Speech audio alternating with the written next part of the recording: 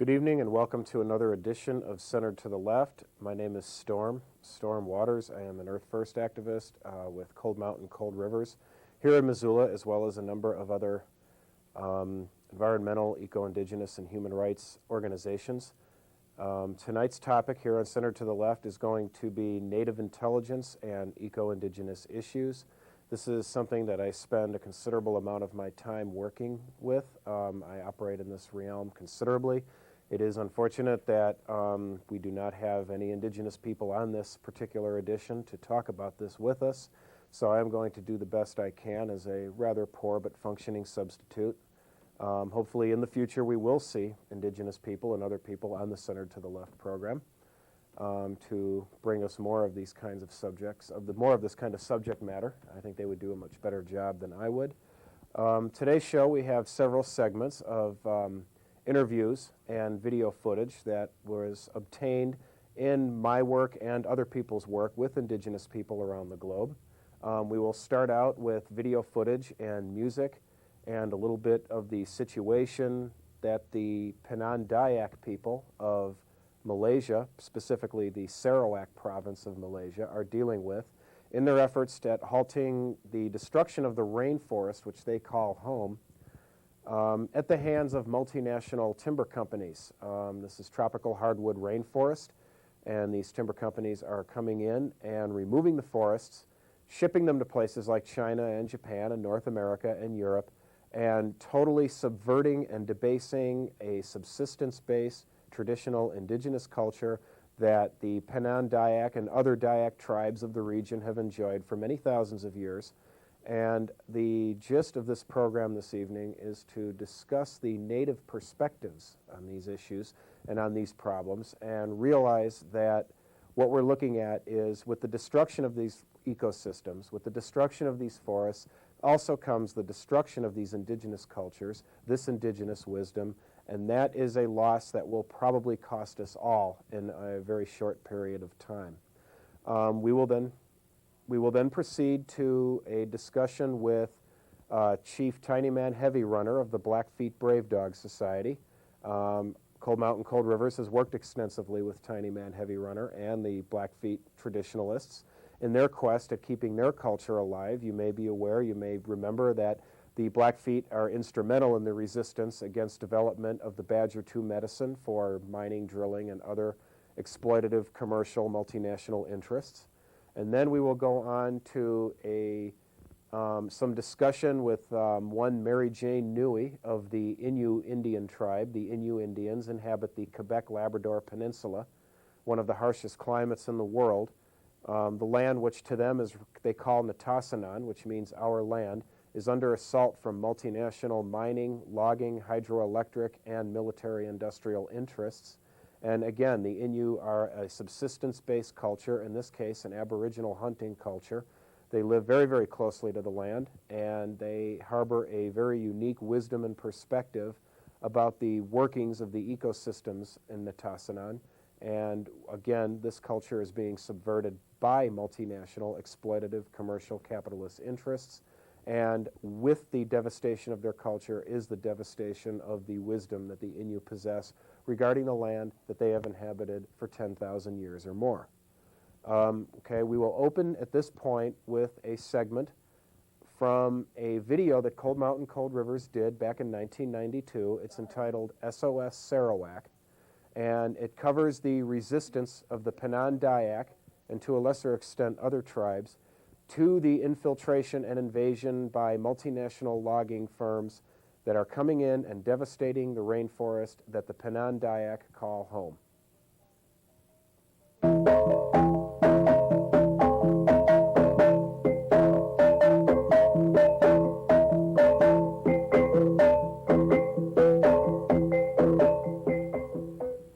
What can I tell you that you do not know?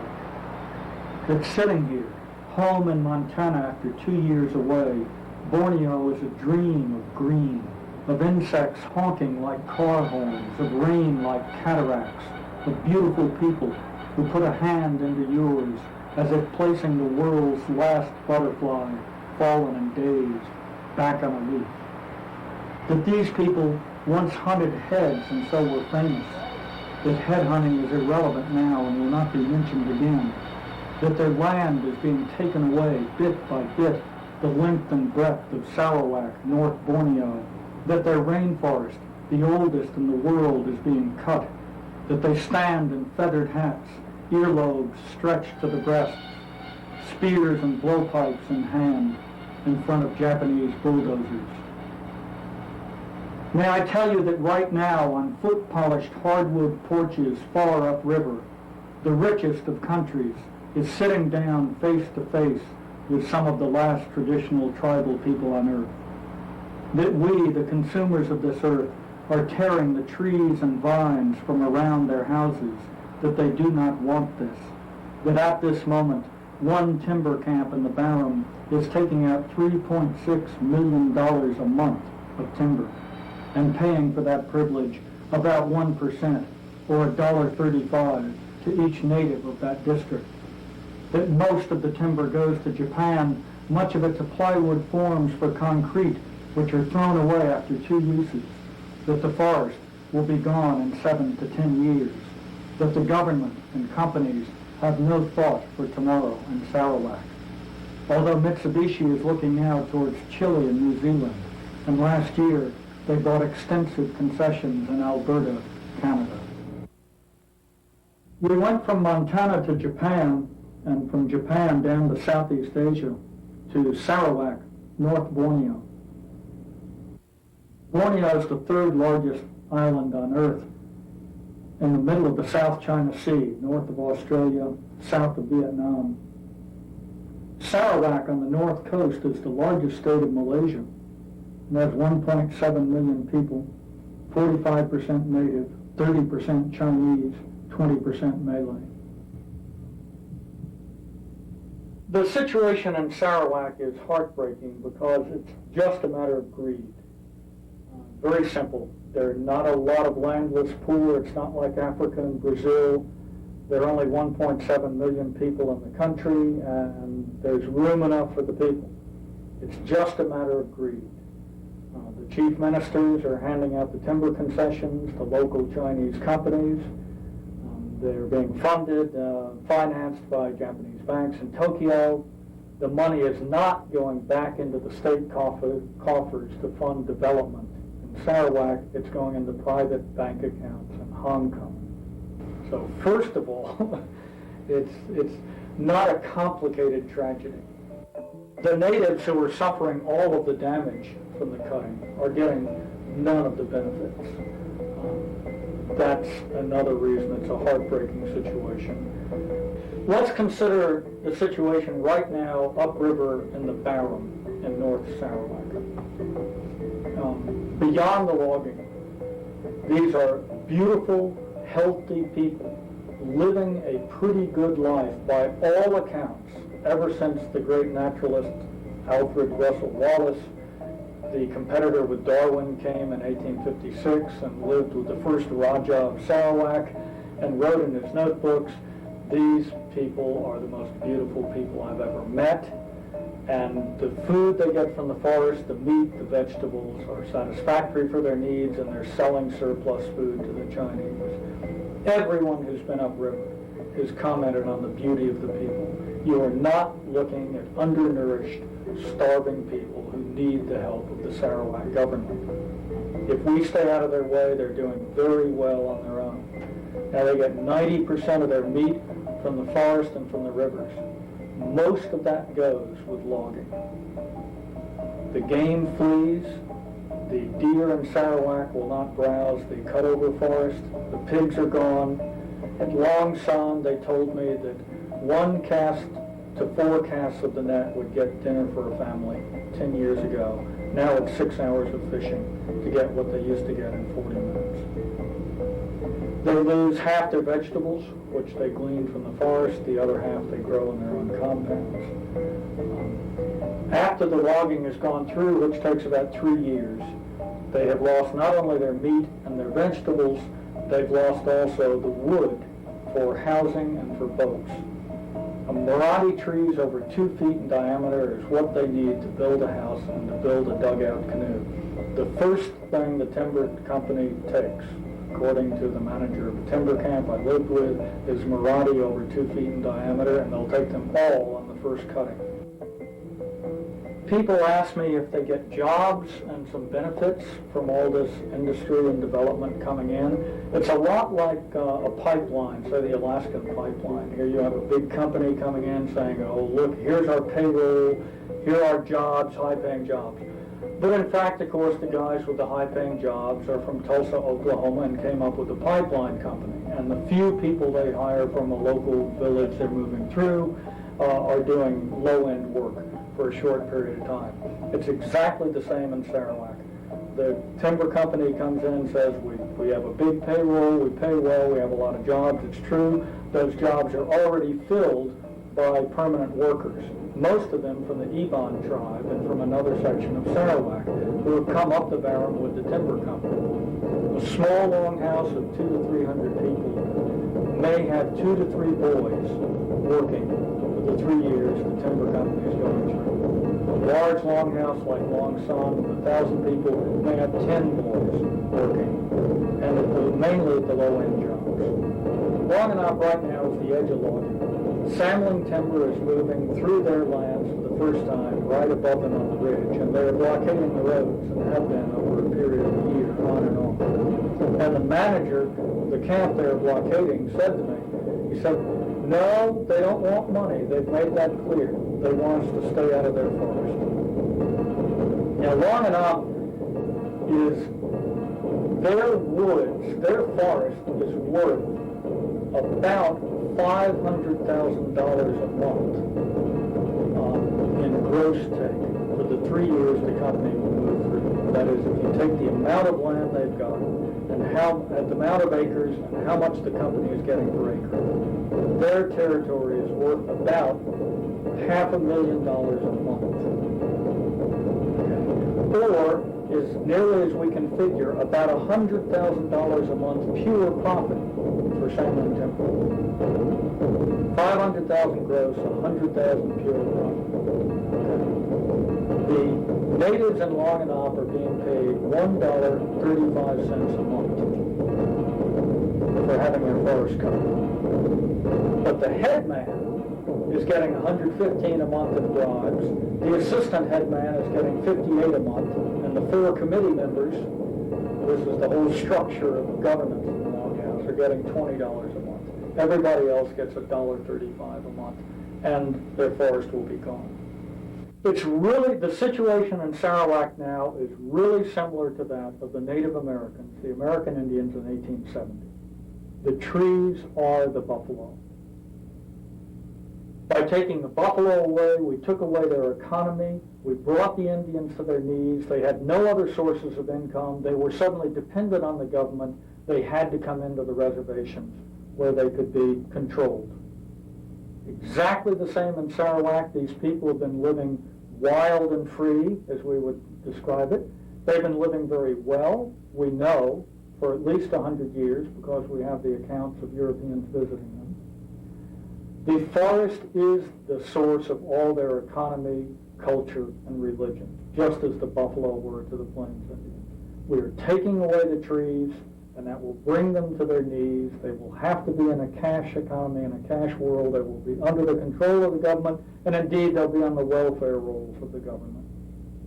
And they will have no way of producing cash in a cash economy, especially since Sarawak is not modernizing. It's simply sending the money offshore.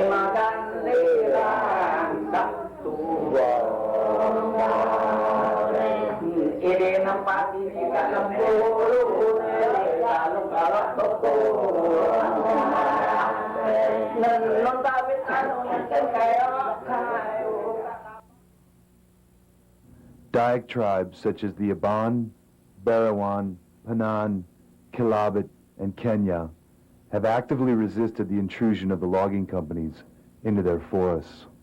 Over 400 Panan people have been arrested since 1987, blockading logging roads in the Ram watershed. 82 Panan were imprisoned in 1989 for 2.5 months at Punjab Pusat Miri. In June 1991, there were over 500 natives blockading at Longajan, despite threats from the police and army to dismantle the blockades. In addition, 8 natives from the Aban and Bukatan tribes from the Tatao area were sentenced in August to serve terms between 6 and 9 months at Miri Prison. The irony is that they were convicted on a criminal intimidation charge, a crime that surely the logging companies are guilty of, instead of these 8 men who leave dependent families to suffer and face the onslaught of the timber company.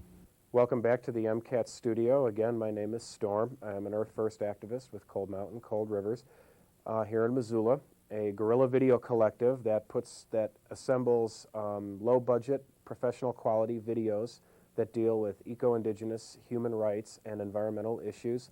What you just watched was a segment from an older video Cold Mountain, Cold Rivers did. In fact, it was back in 1992 when that video was produced. It's entitled SOS Sarawak. And as you just saw, you witnessed a very, very poignant resistance on the part of the Penan Dayak people of the Sarawak province of Malaysia to multinational corporate devastation of the rainforest with which they call home. Let us bear in mind that that particular rainforest is a very, very unique ecosystem. There's no other place like it in the entire world. No other rainforest anywhere else in the world, anywhere else in the region, is going to be identical to that particular rainforest. That particular ecosystem is unique, and nobody understands it, nobody recognizes it, nobody realizes that ecosystem as well as the people who live there, namely the Penan Dayak. The Penan Dayak have lived a very, very happy, healthy, sustainable lifestyle there for many thousands of years. As you saw, as the initial explorers and anthropologists who interacted with the Dayak found out that these are very, very healthy people. They're very, very happy people. The forest sustains them, and they recognize better than anybody else in the world the inner workings of the ecology of that rainforest in Sarawak, Malaysia. Okay?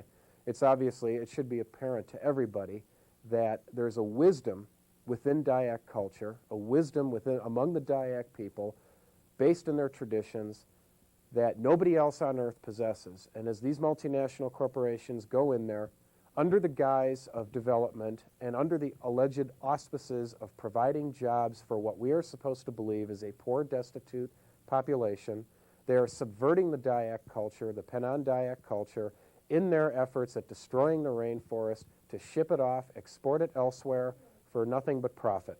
Okay? Capitalism is not good for native intelligence, native cultures. Capitalism is not good for humanity because the wisdom inherent in these cultures is something that all of humanity benefits from.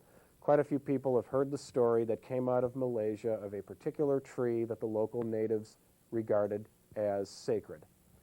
The logging companies came in, the natives told them, do not cut this particular tree because it is sacred. Some samples from the tree were taken, research was done in a laboratory, and it turned out that there was an enzyme in this tree, I believe it was in the bark if I'm not mistaken, that was hostile to and destructive toward the AIDS virus. When they went back to find this tree again, it had been cut down. They asked the natives, where are there more of these trees? And the natives told them, we do not know of any more of those trees. That is the only one that we are aware of. Why did you cut it down? We told you it was sacred. Okay? It is very, very apparent to anybody that's paying attention that people who live in these places understand things about those places that nobody else will. Who knows what cures for diseases or what food sources lie and that reside in these pristine ecosystems that humanity ultimately would not benefit from. Okay? We know nothing about what possible diseases could be harbored within some of these rainforests and some of these other ecosystems that could be turned loose if we allow industrial exploitation to go in and turn these places inside out. Okay? So, I spent several years in the late 1980s as a Peace Corps volunteer in West Africa, And I was teaching at a college there. I taught at the university level. Having a background in atmospheric science and meteorology, I not only taught courses in meteorology and climatology, I went over there with a keen interest in the meteorology and the climatology associated with the tropics, particularly tropical West Africa, which is where I was spending my time. I was in Sierra Leone, a little tiny country in the southwestern tip of the bulge of Africa, about 8 degrees north of the equator, halfway in between, or directly in between Guinea and Liberia. There are about 14 or 15 tribal groups represented in Sierra Leone, most of them rather poorly represented, I might add. And when school was not in session and I was not teaching at the university, I spent a considerable amount of time traveling into the bush, the rainforests, the savannas, the drier forests, and I interacted with a lot of native people in their villages, in some pretty remote places. And one of the experiences that struck me the most and struck me the hardest was one of the experiences that got me involved in environmental activism, particularly from an indigenous perspective. And it had to do with the questions that I was posing to village elders in the upcountry villages regarding the weather and the climate and how things were different. Because already the subject of global warming among scientists was a hot topic, and I wanted to know if the people who lived in these places had any perspectives on things like that. And I found some I got some very, very stunning news for my efforts. A number of elders living in these villages had told me stories about how the nature of the rainfall patterns was changing. The nature of the rainfall. The rain comes in a certain season in Sierra Leone, primarily between the months of May and November. That's the rainy season. You can get an occasional but very rare rain during the dry season. The rainy season usually starts in late April or May, and it generally winds down in late October or November. These patterns have been shifting. The rains have come later. The rains have ended earlier in some places. In other places, the rains have come earlier and the rains have stayed around later. Some parts of the country, primarily the northern half of the country, is seeing a decrease in overall rainfall during the rainy season. Some parts of the country, primarily in the southern half of the country, are seeing a notable increase in rainfall and duration of the rainy season, primarily the southern half of the country, as I mentioned earlier. The common theme that all of these people told me was that all of these changes began when the multinational corporations came in and began liquidating the rainforests and exporting the logs. The Sierra Leonean economy is pretty much totally in the hands of the World Bank and the International Monetary Fund, and that is why the country is a bloodbath now. Don't let anybody kid you. That is why the country is a bloodbath. You can trust me on that one. I was there. I saw it. Okay? But the village elders all recognized that it was wholesale liquidation of the rainforest that was bringing about alterations in the typical weather patterns experienced over the bioregion in Sierra Leone. One of the most startling effects of these changes in weather patterns was the breakdown in relationships that were happening between tribes. An example of this is you have two tribes that inhabit roughly the same area. One tribe is primarily into animal husbandry, a pastoral lifestyle. Maybe they herd sheep, goats, a small number of cattle. The other one is primarily small subsistence farming. The rainfall patterns are such that the rain fell at the certain time of year which provided the grazing, the grass, which stimulated the grass to grow and provided the proper grazing for the herds that the pastoral tribe depended on for their survival. These same rains also came in certain times and places and watered the crops of the neighboring tribe. Since these patterns have been changing, it's been shifting the ecosystem, it's been changing the ecosystem such that the plants are flowering and growing at a different time, the crops were failing, the ability of the pastoral herds to graze was diminished, and one of the results of this was land wars were breaking out between tribes that had peacefully coexisted for many decades, if not many centuries, because the rainfall patterns were being disrupted by wholesale clear-cutting of the forest. So essentially what we have is corporate neocolonialism, courtesy of Wall Street and the World Bank and the International Monetary Fund, affecting adversely the weather patterns over a given bioregion and bringing about geopolitical destabilization and friction between tribal groups that have lived in that area for many centuries. The next segment we're going to go into is interviews with Tiny Man Heavy Runner of the Blackfeet Brave Dog Society. These are the traditionalist Blackfeet Society. The Blackfeet Indians live here in Montana and have lived here in Montana for many centuries, and they have their own perspectives that in some ways are different, but in some ways are strikingly similar to those of the Penan Dayak, as we shall see here.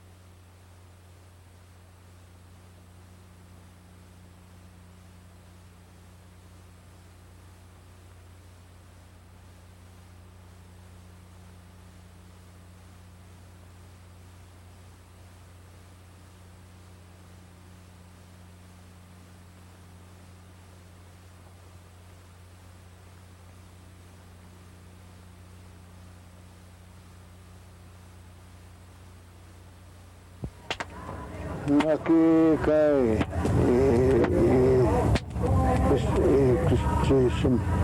Mistäkin olisi työmäkin täytyy taapua ahkaan. Nähty lohki tahkui tapiin. Kiikko ei isu sitä piin. Aamuksi kaatui tujuukaan. Mistäkin. Mä tahkui se tuovaksi. Käy autoon ja skuutkai. Kyllä katamista tuovaksi. Mähkanoit siis. Kanoit saa käkittää tapaa.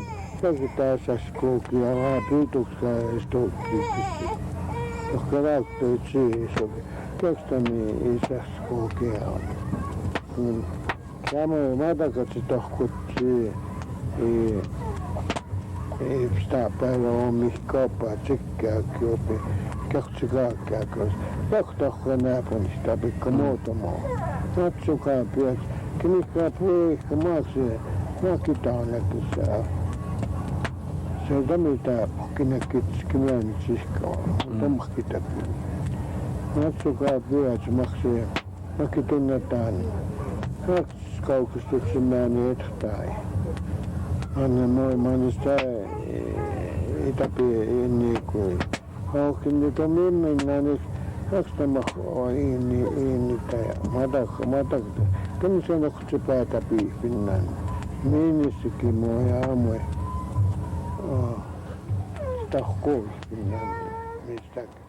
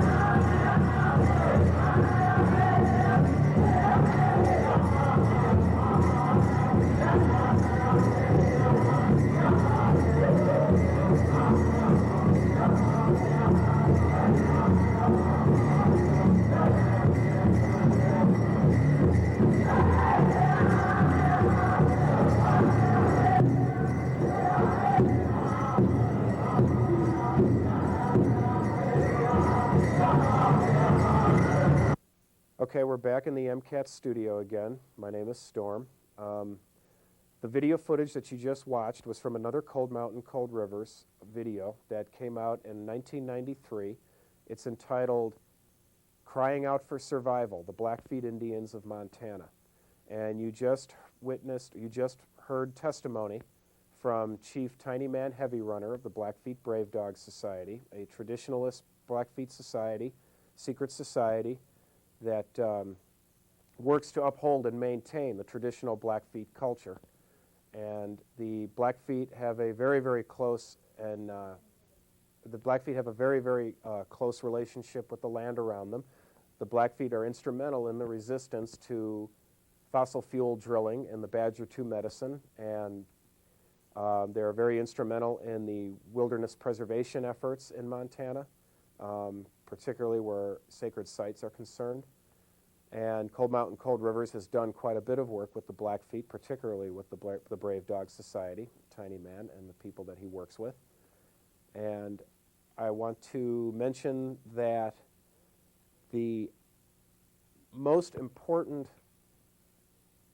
of the most important things that we as activists can do, that we as white environmental activists can be doing, I believe, is to be gathering this testimony from traditional indigenous people, people who understand their cultures, who understand the land that they live in, and how that their cultures and their lifestyle relate with the land that they live in. Okay. In the fall of 1996, I had the opportunity to travel to the north coast of Labrador in northeastern Canada.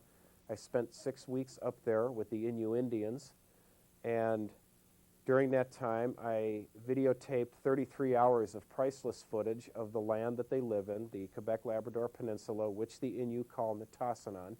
This means our land in their language, and this includes many hours of priceless testimony from the Innu elders themselves regarding their relationship to the land. The Innu are one of the last Aboriginal hunting cultures left in the world, and probably, very likely, the last Aboriginal hunting culture left on the continent. And their religious beliefs, their spirituality is totally based on the animals that inhabit the ecosystems that they live in. The caribou, the porcupine, the wild Atlantic salmon, the Arctic char, the ducks, the geese, a number of animals that inhabit the area. The Innu are semi-nomadic people, just as the Blackfeet were, and they are completely dependent on the behavioral patterns of the wildlife that live in Nitassinan. We're talking about barrens and secluded woodlands and river valleys and riparian zones and many marshes and bogs and significant wetland systems. Nitassinan is nearly 40% water. It has been under assault since the middle of this century by mining, logging, hydroelectric, and military interests. The military interests specifically represented by NATO, the North Atlantic Treaty Organization, which has been conducting very, very destructive low-level flyovers over Nitassinan. This is ostensibly part of the North American air defense system to protect us under a Cold War scenario. The Cold War has been dead for quite some time now, yet this military activity has increased. This activity, the mining, the logging, the hydroelectric work, the flyovers and such, has had a direct and detrimental impact on the wildlife and the ecosystems in Nitassinan. This has had a devastating effect on the Innu people and their culture. There is a very, very destructive effort at assimilating the Innu into the white Western mainstream way of doing things. They are not at all congruent with it. The rate of suicide and alcoholism among the Innu people has skyrocketed since they were forced to settle into government housing and have been isolated from their migration routes. And you will see a segment where one of the traditional Innu elders discusses the relationship that these people share with the animals in Nitassinan and how their culture is so heavily dependent upon that. So at this point, we will go into the next segment, which is with the Innu Indians of Nitassinan.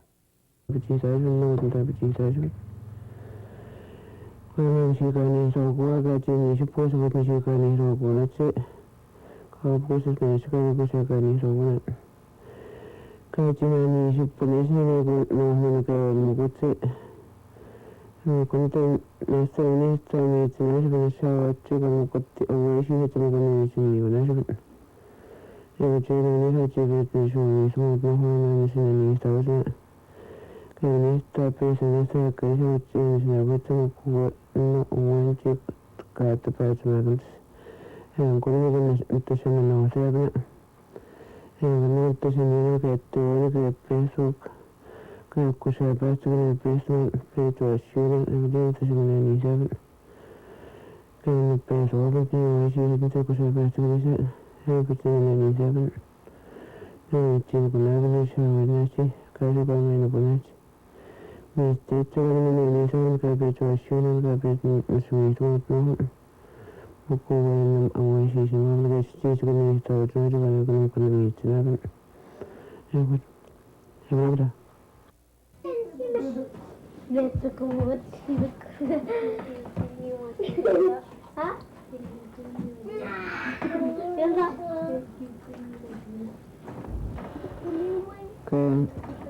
Antifa presenta uno con la custodia de unista es Mitsu, es con esta unista es Mitsu, pero con es Mitsu, yo no sé que todas las de José, pero con es Mitsu. Yo cuesta de unidades. No puedo tener ni nunca tuve unidades. Es manual tener. Pero cuando tenemos mucho desconocido tener. Cuando tú no tienes no tenemos cuando somos cuando todos tener. Que no se tener. Eso que te llega entonces es con una camisa mucha capitulación. Es que luego eran de Smith. Es good. And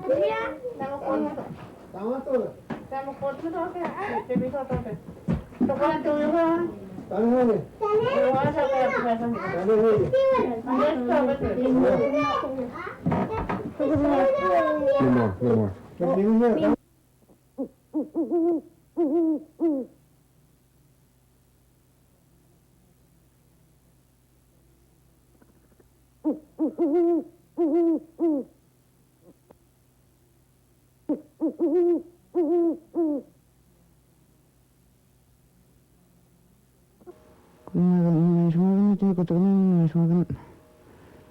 esta interesante artista Nitsebebes ku kahachona tanguna ni shona to kahachona tanguna tesna nada pecho ashut was mamma punishin kuna tangushun kahacho kun tesna kun tepa ta kahacho na te pestoa Ego nepa ta kahacho ke nusumu skutuma te tutu atona kahacho te pata ta kahacho to ego ta buena ta ni kahacho ni shona ta kahacho na ta ni te wichina to te jimina puna to ego jenta si wa to na to ni se ko te sagus to mo shona jino na to mo shona ni sta be te ben kahacho te prata mustago tano te nishui chinuguts tano te gono te minuguts tano te gono te wapasas te gono te minuguts eko tabe nistago na tanguna kahacho nisonjanda na tuka petinda wa shuna ngbe misera te puatagin ni kahacho ka te pachumutni Ego es puntuación, ego eso con estos algunos pasos menos can se te cuatro. Ego pues te todos están que no son que entonces que ni so entonces pues como me pone teta pues me pone eso te no. Pero todo no te no can se te cuatro que caja que no Kaji to kusumta na pe kumina to nusumta rotet mina rento se te bata na kahacho mina chena no pasma kumina to na pasuk na taibe to na ben ko tuossa ei semmoinen tapatuksen tanssi. Tämmöistä saakasta tuonne tuonne kaupunkiseen, näissä iskunnen puolella kanssa pukusen. Se on minun punaiskunnan kanssa pukusen, kun näissä saakasta niin saakkaan tuli. Ja kun minä olen tuolla mitä kun tuli niin semmoinen tuolla minä rukutin, että ihan tuli niin ottaa kun sä kutse. Kaupet minun syömään kanssa pääsemättä, kun se päästyi niin se kanssa pääsemättä. Welcome back to the MCAT studio. In the fall of 1996, I traveled up to the north coast of Labrador and obtained the testimony that you just saw from one Mary Jane Newey of the Innu Indians. I wanted to clarify something that she was discussing in some small detail there during her interview. She talked about the shaking tent. The Innu are the last Aboriginal hunting culture left on the continent, and they are an animistic pantheistic religiosity. Their spirituality is heavily based on the animals that sustain their traditional lifestyle and culture. I'm talking about the caribou, the porcupine, the ducks, the geese, the char, the Arctic char, the Atlantic salmon. And Mary Jane Newey made allusions to the shaking tent. The shaking tent was a sacred ceremony in which the Innu, through the help of the shaman, communicated directly with the spirits of the animals. The spirits of the animals in the shaking tent would tell them when, where, and how to find the game that they needed to survive. Now, many diaries from both anthropologists and Catholic missionaries gave rather terrifying and startling accounts of their experiences with the shaking tent. They found the shaking tent terrifying. Why? Because they too heard the spirits of the animals. They talked about the sounds of animals in the tent. They talked about the wind blowing inside the tent, almost blowing the tent apart. They talked about the wind blowing outside the tent during the ceremony where there had been no wind before the ceremony or after the ceremony. And they also talked about, in some very startling detail, the amazing accuracy with which the amazing accuracy of the information with which the Innu obtained after their ceremonial experiences in the shaking tent. The Catholic missionaries responded by doing everything they could to destroy the shaking tent ceremony. The last shaking tent ceremony took place in Nitassinan in 1967, and it was revived in 1997 by the Innu as they worked very hard to go back to their traditional subsistence-based hunting culture and lifestyle. Okay? The drum and the shaking tent were very important to the Innu spirituality and their ability to obtain the game that they needed for food and the hides that they needed for clothing and for shelter. Okay? The Catholic Church has made a concerted, sustained effort at destroying their ceremonies because they were terrified by the very, very obvious link to the land that the Innu people enjoy. And it is this link to the land that nobody can afford to lose. The Innu are desperately trying to hang on to their culture. They know things about Nitassinan that nobody else in the world knows. They claim, they swear up and down that if Hydro-Quebec succeeds in damming up the entire Quebec-Labrador Peninsula, which is part of Hydro-Quebec's game plan, that global catastrophe will result. It is nearly 40% water in Nitassinan. 14% of the world's freshwater reserves are in the Quebec-Labrador Peninsula. Think about what it means to have Hydro-Quebec in control of that. You can look at the Innu perspective and understand how global catastrophe can result from such things. The Dene people down in northeastern Arizona on the reservations, on the Hopi Navajo Reservation, they are subject to forced relocation thanks to Peabody Coal and the Bureau of Indian Affairs. They also state that global catastrophe will result if the mining companies start tearing out the uranium and the coal from the land that they call home. It's very, very apparent that we cannot just go into these places, commodify all the natural resources, turn the land inside out, and trash the ecosystems for the sake of pure profit when you have cultures that have inhabited those places for thousands of years telling us that there's an absolute catastrophe to be doing this. Traditional Western capitalistic policy has been to destroy any and all who get in the way of these exploitative policies. Genocide isn't just taking place in Iraq. It isn't just taking place in Kosovo and in Bosnia-Herzegovina.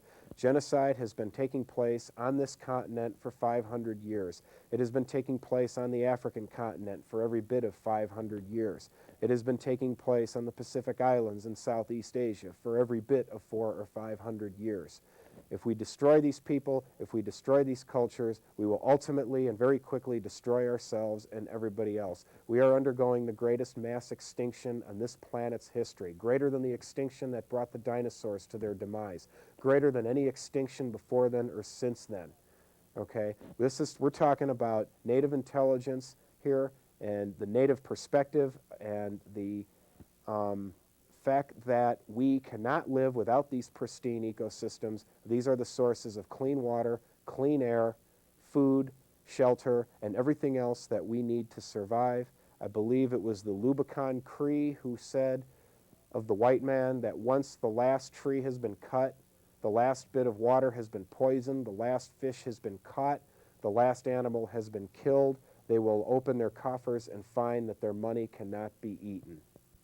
One of the things that the Innu asked me to do when I was up there in 1996 was to archive for preservation purposes all of the footage that I obtained up in Labrador, the Quebec-Labrador Peninsula, particularly that of their testimonies. Those testimonies are in the native Innu language, and they wanted me to preserve them and duplicate them for them so that their children, their grandchildren, and their descendants will have access to those testimonies so that they can hear their elders and their ancestors speak about these issues. The Innu are very, very selective about when, where, and how they speak about those issues. I was very fortunate to be given those interviews.